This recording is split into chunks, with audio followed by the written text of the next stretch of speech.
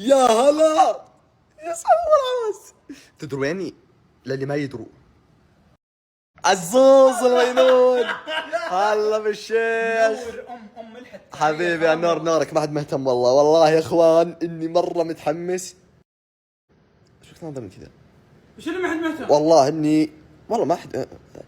اسحبوا علي يا اخوان، هذا واحد استقبلني في المطار عرفتوه، وصلني والله يسترح عليه الحين بيتوكل. المهم حبيت اعرفكم على القط. بسم الله. ايش ما جفلتني. اي والله. فانا الحمد لله يا اخوان احب اقول لكم اني بشكل رسمي باذن الواحد احد اني نقلت السعوديه وباسكن عند ابو احمد في الفله، ويسعد ام القوه اللي تجي. ايش رايك يا استاذ؟ مبسوط اشوفك؟ مبسوط ليش؟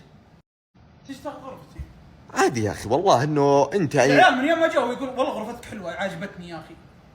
اي والله انها عجبتني، لا انا اشهد. اي والله انها حلوه والله انها. فاحب اقول لكم يا اخوان ان شاء الله اني خلاص نقلت وبظبط اموري هنا ونصير نطلع لكم باشياء قويه.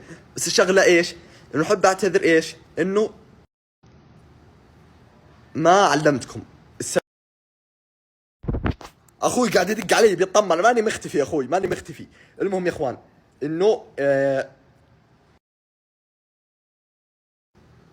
اللي بقوله يا اخوان انه ما سنبت لكم لانه كنت بسويها مفاجاه، وتونا طالعين من عند احمد سويت له مفاجاه وفاجعته وخرجت خرشه اوبي في البث. تخيلوا خشيت عليه وظبطت الامور. اللي ما تابع البث انا اشهد انه راى عليك، بس بنحط الكلمات بتنتج. فانطوني كذا رايكم كذا يسعدوا معك يا ناس. السلام عليكم يا اخوان. طبعا ابو احمد تو الحين مخلص بث، بنتظره ينزل من فوق واخرجه.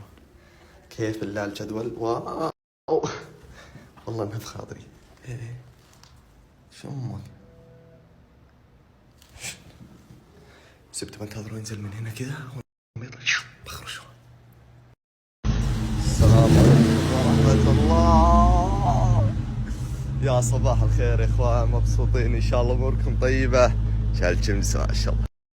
شوف الاجواء الطيبة يا ما شاء الله تبارك الله.